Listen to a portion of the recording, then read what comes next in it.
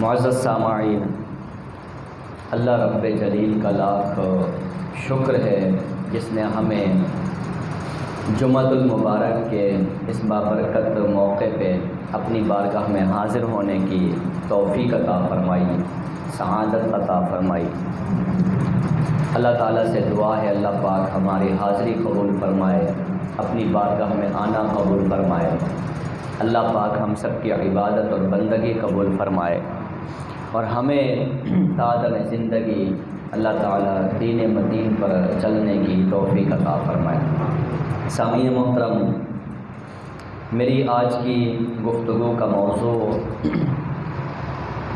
حضرت امام حسین رضی اللہ تعالی عنہ کی قربانی کے پس منظر میں جو ہم نے یہ گفتگو کی تھی کہ وَفَدَيْنَاهُ بِذِبْحٍ عَظِيمٍ، کہ ایک عظیم قربانی کے بدلے میں ہم نے ان کا فدیہ عطا فرمایا اور حضرت اسماعیل علیہ السلام کو اس قربانی کے اندر بچا کر اس جگہ مینڈھا لا رکھا۔ تو وہ ذبح عظیم کیسے بنتا ہے؟ حضرت امام حسین رضی اللہ تعالی عنہ کی قربانی حضرت اسماعیل علیہ السلام کے ساتھ اس کا کیا تعلق ہے، وہ کیسے جڑتی ہے، اور پھر بالخصوص اس تناظر میں یہ گفتگو کہ حضرت ابراہیم علیہ السلام کی جو ازواج مطہرات تھیں ان کا تذکرہ، جو اولاد و امجاد تھیں ان کا تذکرہ، تو ان موضوعات کا میں نے احاطہ کرنا ہے، گفتگو کرنی ہے۔ حضرت ابراہیم علیہ السلام کے بارے میں آتا ہے کہ آپ کی جو پہلی شادی ہوئی تھی وہ حضرت بی بی سارہ رضی اللہ تعالی عنہا سے ہوئی تھی۔ تو حضرت سارہ رضی اللہ تعالی عنہا کے بارے میں آتا ہے کہ آپ حضرت ابراہیم علیہ السلام کے خاندان سے تھیں، رشتہ دار تھی، تو وہ خاندان میں شادی ہوئی، لیکن حضرت بی بی سارہ رضی اللہ تعالی عنہا آپ کے ہاں کوئی اولاد نہیں ہو پا رہی تھی۔ ایک عرصہ گزر گیا زندگی کا، اولاد نہیں ہوئی، تو اب وقت گزرتا رہا، حضرت ابراہیم علیہ السلام کا نمرود کے ساتھ وہ مکالمہ ہوا اور پھر اس کے بعد جو ہے وہ آپ کو آگ میں ڈالا، اور پھر اس کے بعد جو ہے وہ اللہ تعالیٰ کے حکم سے حضرت ابراہیم علیہ السلام نے ہجرت کی عراق سے فلسطین کی طرف۔ حضرت ابراہیم علیہ السلام نے عراق سے فلسطین کی طرف ہجرت کی۔ تو جب آپ فلسطین کی طرف جانے لگے تو آپ کے ساتھ آپ کی زوجہ محترمہ حضرت بی بی سارہ رضی اللہ تعالی عنہا بھی ساتھ تھیں۔ تو دونوں جو ہے وہ وہاں سے نکلے تو رستے میں جو ہے وہ مصر پڑتا تھا۔ مصر کا جو ہے وہ سلطنت آتی تھی جن کے بادشاہوں کو اس دور میں فرعون کہا جاتا تھا، فرعون۔ تو اب آپ اور آپ کی زوجہ محترمہ وہ عراق سے چلے تو مصر میں سے جب گزرنے لگے تو جب مصر میں داخل ہوئے تو بادشاہ کے جو کارندے تھے انہوں نے جا کے بادشاہ کو خبر دی کہ ہمارے ملک میں ایک کوئی نیا نوجوان داخل ہوا ہے، وہ ہے اور ایک اور عورت ہے، اور وہ عورت جو ہے وہ بے حد خوبصورت بھی ہے۔ تو جس طرح روایتوں میں آتا ہے کہ بادشاہ یا اس وہاں کی روایت تھی کہ اگر کوئی عورت بادشاہ کو پسند آ جاتی تو وہ اسے اپنے حرم میں شامل کر لیتا یا اپنے محل میں رکھ لیتا تھا، یا اس کے کارندوں نے فرعون کو خبر تھی اس طرح نوجوان ہے اور اس کے ساتھ اس کی بیوی ہے اور بے حد خوبصورت بھی ہے، تو اس نے حکم دے دیا کہ ابراہیم اور سارہ کو محل میں بھیج دیا جائے، بلا بھیجا۔ تو حضرت ابراہیم علیہ السلام کے بارے میں آتا ہے کہ آپ چلے گئے۔ اب وہاں کے بارے میں ایک روایت یہ مشہور تھی کہ اگر وہ عورت بیوی ہوتی تو وہ اپنے پاس رکھ لیتا، لیکن اگر وہ اس کی بہن ہوتی تو شاید چھوڑ دیتا تھا، اس طرح کی کوئی روایت مشہور ہے۔ تو جب حضرت بی بی سارہ جانے لگی، اب وہاں پر اب اکیلے تھے، تنہا تھے، بادشاہ کا مقابلہ تو نہیں کر سکتے تھے۔ جب ان کے کارندوں نے پوچھا تم کون ہو، تو حضرت ابراہیم علیہ السلام نے وہاں پر یہ کہا کہ یہ میری بہن ہے، بیوی کی بجائے اس چیز سے بچنے کے لیے، تو کہا کہ یہ میری بہن ہے۔ اب یہ ایک روایت ہے کہ انہوں نے حضرت ابراہیم علیہ السلام نے اس موقع پر ان کو بہن کہہ دیا۔ اب یہاں پہ مختلف کلام بھی ہیں کہ نبی اور پیغمبر، اور پھر اس کے اندر ایک جھوٹ کا عنصر۔ تو بات یہ ہے کہ جھوٹ شریعت کے اندر وہ جھوٹ جس سے کسی دوسرے کو نقصان پہنچانا مقصود ہو، نقصان پہنچتا ہو، وہ حرام ہے۔ لیکن اگر کسی جھوٹ سے کسی نقصان سے بچا جا سکتا ہو تو اس کے بارے میں پھر مختلف آراء ہیں۔ یہاں تک کہ یہ بھی حکم ہے کہ اگر جھوٹ بول کے میاں بیوی کے درمیان صلح ہو سکتی ہو تو ایسا جھوٹ بولنا جائز ہے، شریعت میں اس کی رخصت ہے۔ تو چونکہ حضرت ابراہیم علیہ السلام، یا یوں سمجھیں کہ آپ پیغمبر تھے اور وہ بادشاہ ان کے ہاں کی یہ غلط روایت، آپ اس سے بچنا چاہتے تھے، تو آپ علیہ السلام نے اس رخصت کے حکم پر عمل کیا اور یہ کہا کہ وہ بہن ہے۔ اب جب وہ حضرت بی بی سارہ جانے لگی تو آپ نے جو ہے وہ ان کو فرمایا کہ اللہ کی بندی وہاں پہ جا کے جس طرح میں نے کہا میری بات کا پاس رکھنا اور یہی کہنا کہ میں بہن ہوں، کیونکہ اس وقت روئے زمین پر صرف ہم دو ایمان والے ہیں اور کوئی بھی ایمان والا نہیں ہے۔ تو اچھا، اب وہ بھی پیغمبر کی بیوی تھی، وہ بھی صاحب ایمان تھی، اللہ کے ساتھ ان کا بھی براہ راست تعلق تھا۔ تو ان کے بارے میں آتا ہے کہ حضرت ابراہیم علیہ السلام کا اللہ پر یقین تھا کہ اگرچہ بادشاہ نے بلا لیا ہے لیکن اللہ تعالیٰ ان کو سارہ پر قدرت نہیں دے گا۔ یقین یہ تھا کہ اسی سے کچھ عرصہ قبل حضرت ابراہیم علیہ السلام کو نمرود نے آگ میں ڈالا تھا، تو اللہ کی توحید پر یقین کی وجہ سے جب اللہ نے ان کو آگ میں نہیں جلنے دیا تو اور کس طرح نقصان پہنچنے دے سکتا تھا، اور کس طرح نقصان پہنچنے دے سکتا تھا۔ اب وہاں پر آتا ہے کہ حضرت سارہ جب محل میں پہنچی تو بادشاہ نے جب ان کو دیکھا ان کے حسن سے بہت متاثر ہوا اور اس نے ارادہ کر لیا ان کو اپنے پاس رکھنے کا۔ اب جب حضرت سارہ کی طرف وہ متوجہ ہوا تو جس طرح روایت میں آتا ہے کہ حضرت سارہ نے کہا کہ پہلے مجھے اپنے رب کی عبادت کرنے دو، پہلے مجھے اپنے رب کی عبادت کرنے دو۔ حضرت سارہ علیہ السلام، سارہ رضی اللہ تعالیٰ عنہ عبادت کے لیے کھڑی ہو گئی۔ آپ نے جو ہے وہ بادشاہ جو یہ منظر دیکھتا رہا اور یہ سوچتا رہا کہ عبادت سے فارغ ہوں تو پھر میں ہاتھ بڑھاؤں، تو ادھر حضرت سارہ اللہ کی بارگاہ میں عبادت کر رہی ہیں اور اللہ سے التجا کر رہی ہیں، اللہ سے دعا کر رہی ہیں کہ اے اللہ اگر میں تجھ پر ایمان لائی ہوں اور تیرے رسول پر ایمان لائی ہوں. حضرت ابراہیم علیہ السلام اگرچہ ان کے شوہر تھے لیکن پیغمبر بھی تھے.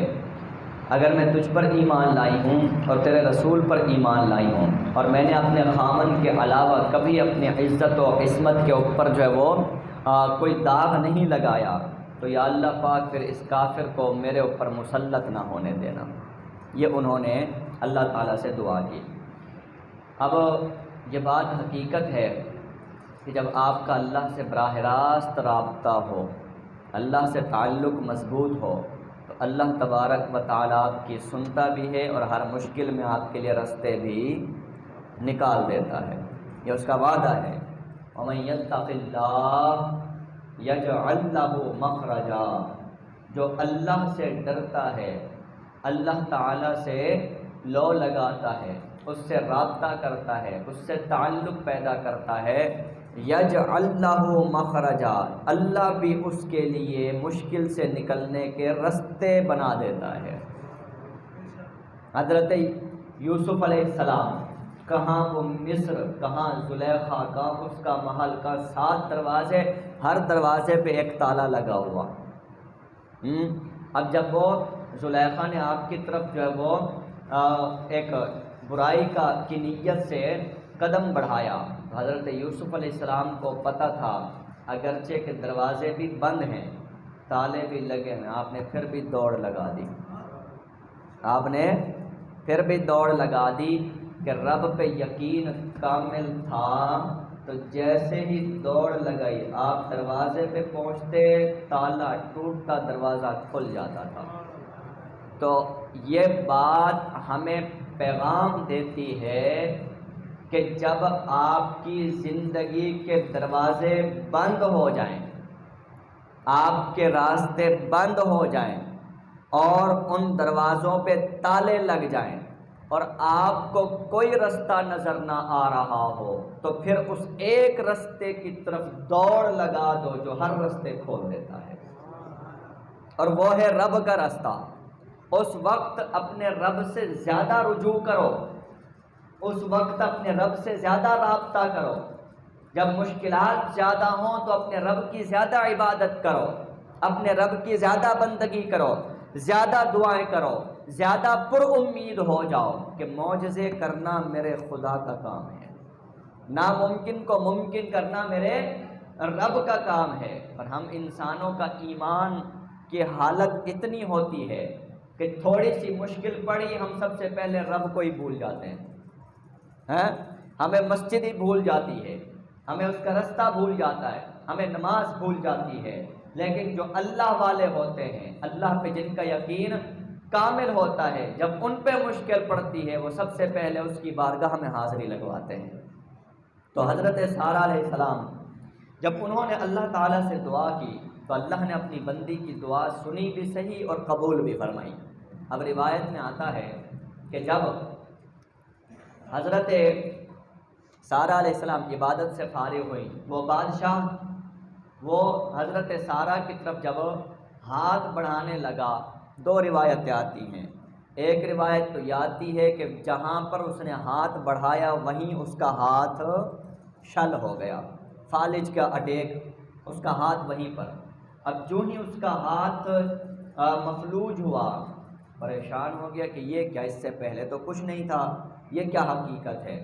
اچھا، ایک روایت یہ. دوسری روایت یہ ہے کہ جیسے وہ آگے قدم بڑھانے لگا وہیں پہ گر پڑا اور ایسے جو ہے وہ خراٹوں کی آواز اس کے اندر سے آنے لگی جس طرح جانور ذبح کرتے وقت گلے سے جو ہے وہ خر خر کی آواز آتی ہے نا، تو ایسے ہی، اور ایسا لگتا تھا کہ ابھی مر جائے گا. اب جب حضرت سارہ نے یہ دیکھا، پھر اللہ کی طرف رجوع کیا، دعا کی کہ باری تعالیٰ اگر یہ مر گیا تو پھر میرے سر الزام آ جائے گا، پھر میرے سر کی اس عورت نے مارا ہے، میں تو پھر پھنس جاؤں گی، تو ایسا کر تو اس کو موت سے بچا لے. اب اللہ نے پھر اپنی بندی کی دعا قبول فرما لی. جو ہی انہوں نے دعا کی، بادشاہ پھر ٹھیک ہو گیا. اب ٹھیک ہوا، اس نے سمجھا کہ شاید عارضی کوئی حالت تھی، میں ٹھیک ہو گیا ہوں. اب وہ پھر جب آگے بڑھنے لگا تو پھر اسی طرح وہی حالت ہوئی، پھر وہ بے ہوش ہو گیا، پھر حضرت بی بی سارہ نے دعا کی، وہ پھر ٹھیک ہو گیا۔ اب تیسری مرتبہ جب پھر اس نے ارادہ کیا، پھر اس طرح ہوا، تب اس نے حضرت سارہ سے معافی مانگی۔ تب اس نے کہا کہ اب کی بار مجھے معاف کر دو، میں کوئی غلط قدم یا غلط نیت و ارادہ تمہاری طرف نہیں کروں گا۔ حضرت سارہ نے تیسری مرتبہ پھر دعا کی، وہ بادشاہ پھر ٹھیک ہو گیا۔ اب ایک روایت یہاں پر یہ بھی آتی ہے کہ حضرت ابراہیم علیہ السلام محل سے باہر ان کو روک دیا گیا تھا، تو آپ انتہائی فکر مند تھے، انتہائی پریشان تھے کہ پتہ نہیں کیا معاملہ درپیش ہو۔ تو روایت میں آتا ہے جب یہ سارا کچھ ہو رہا تھا تو اللہ نے پردے اٹھا دیے، ابراہیم شیشے کی طرح سارا کچھ دیکھ رہے تھے۔ حضرت ابراہیم علیہ السلام شیشے کی طرح سارا دیکھ رہے تھے، اور جو منظر ہو رہا تھا دیکھ کے مسکرا رہے تھے۔ تو جب اللہ پہ ایمان کامل ہو، اللہ پہ یقین کامل ہو، تو یاد رکھیے گا کہ آپ کا اللہ پہ اتنا عقیدہ مضبوط ہونا چاہیے، تعلق مضبوط ہونا چاہیے، اور اگر وہ تعلق مضبوط ہو جائے تو مشکل میں بھی آپ کھڑے مسکرا رہے ہوتے ہیں۔ آپ کا یقین ہوتا ہے کہ آپ کا رب آپ کے راستے نکال دے گا، آپ کے راستے، آپ کی مشکل آسان کر دے گا، بھلے کچھ وقت لگ جائے، پروسیس ہو جائے، کچھ بھی ہو جائے، امید لگا کے اس کی بارگاہ میں دعا کرنا شروع کر دو، اس کی طرف دوڑنا شروع کر دو، بھاگنا شروع کر دو۔ جب تیسری مرتبہ حضرت بی بی سارہ نے دعا کی، بادشاہ ٹھیک ہو گیا، تو وہ سمجھ گیا کہ یہ کوئی عام نارمل معاملہ نہیں، جو میرے سامنے شخصیت ہے وہ کوئی معمولی شخصیت نہیں ہے۔ تو بتایا، پھر اس نے پوچھا کون، کہاں سے، کس طرح؟ تو انہوں نے بتایا کہ اس طرح ابراہیم نبوت کے دعوے دار، اللہ کے نبی، اور ہم اپنے ملک عراق سے نکل کر اب فلسطین کی طرف جا رہے ہیں۔ وہ سارا حال احوال جو بھی ہوا ہوگا، تو یہ بھی بتایا کہ بھئی میں ان کی بیوی ہوں۔ اب جب وہ انہوں نے بتا دیا یہ سارا واقعہ ہونے کے بعد حضرت سارہ نے، تو پھر اس فرعون نے جو ہے وہ حضرت ابراہیم علیہ السلام کو بلوایا، کہا تم نے کیوں کہا تھا کہ یہ میری بہن ہے؟ تم بتا دیتے کہ بھئی میری بیوی ہے تو میں پہلے ہی جو ہے وہ یہ ارادہ نہ کرتا۔ یہ تب ہوتا ہے جب انسان کا جو اس کا کوئی نقصان ہو جائے یا کوئی اس کے بس میں نہ ہو، پھر وہ اس طرح کی باتیں کرتا ہے۔ ہوتا ہے نا کہ ابا بیٹے کو پیسے نہ دے رہا ہو، بیٹا پیسے چوری کر کے نکل جائے، تو ابا کہتا ہے کہ اگر تجھے لینے تھے تو مجھے بتا دیتا، میں ہی دے دیتا، پہلے ابا دیتا ہی نہیں ہے، ٹھیک ہے نا، ابا پہلے پیسے دیتا ہی نہیں ہے۔ تو یہ تو خیر انسانی فطرت ہے، لیکن بہرحال روایتوں میں اس طرح ہے کہ حضرت ابراہیم علیہ السلام جب فرعون نے یہ سب معجزہ دیکھا تو حضرت ابراہیم علیہ السلام کو محل میں بلوایا، انتہائی عزت و احترام اور تکریم کے ساتھ پھر پیش آیا۔ اب آگے دو روایتیں ہیں۔ ایک روایت تو یہ ہے کہ حضرت ہاجرہ علیہ السلام، حضرت بی بی ہاجرہ علیہ السلام، ایک روایت تو یہ ہے کہ وہ فرعون کی لونڈی تھی اور وہ بھی انتہائی خوبصورت تھی، تو بدلے میں جب انہوں نے یہ معجزہ دیکھا تو انہوں نے وہ لونڈی حضرت ابراہیم علیہ السلام کو ہدیہ کر دی۔ ایک روایت یہ ہے کہ حضرت ہاجرہ فرعون کی بیٹی تھی، فرعون کی بیٹی تھی، جب انہوں نے آپ کا یہ مرتبہ و مقام دیکھا تو عقیدت و احترام کے طور پہ اپنی بیٹی حضرت ابراہیم علیہ السلام کو ہدیہ کر دی۔ اب روایت میں یہ آتا ہے، یہاں پھر دو روایتیں بنتی ہیں۔ ایک روایت تو یہ ہے کہ حضرت ابراہیم علیہ السلام کے عقد میں دے دی تھی، حضرت ابراہیم علیہ السلام کے۔ لونڈی کا کانسیپٹ یہاں سے آیا کہ توریت اور زبور کے اندر اگر کوئی دوسری بیوی ہوتی تھی نا تو وہ پہلی بیوی کی سامنے اس طرح رہتی جیسے فرما بردار لونڈی ہوتی ہے، تو توریت و زبور کے اندر اس طور پہ جو بعد کی تبدیل شدہ وہ توریت و زبور ہے، ان کے اندر ہاجرہ کو سارا کی لونڈی بتایا گیا۔ ایک روایت تو یہ ہے کہ وہ بیٹی تھی تو حضرت ابراہیم علیہ السلام کے عقد میں دے دی گئی، لیکن اس جو ہے وہ رسم کی وجہ سے انہیں لونڈی کہا گیا۔ ایک یہ ہے کہ وہ اگر لونڈی بھی تھیں تو حضرت سارہ علیہ السلام چونکہ بادشاہ کی طرف سے تحفہ تھی، خوبصورت بھی تھیں، تو حضرت سارہ علیہ السلام نے اپنی طرف سے حضرت ابراہیم کو اجازت دے کر کہا کہ میں اس کو آزاد کرتی ہوں اور اس کو آپ کے عقد میں دیتی ہوں، آپ کے عقد میں دیتی ہوں۔ اور وجہ یہ تھی کہ ایک عرصہ گزر گیا تھا، حضرت بی بی سارہ علیہ السلام کی اولاد نہیں ہو رہی تھی ان کے ہاں، تو صرف اس طور پر کہ اگر مجھ سے اولاد نہیں ہو رہی تو شاید وہ ہاجرہ سے عقد کر لیں تو اللہ تعالیٰ ان سے ان کو کوئی اولاد عطا فرما دے۔ تو پھر اس کے بعد آتا ہے کہ حضرت ہاجرہ علیہ السلام جب حضرت ابراہیم علیہ السلام کے عقد میں آئیں تو اس کے بعد وقت گزرتا رہا اور اللہ تعالیٰ نے حضرت ہاجرہ علیہ السلام میں سے حضرت ابراہیم علیہ السلام کو اسماعیل عطا فرمایا۔ وما علینا الا البلاغ المبین۔ وقت پورا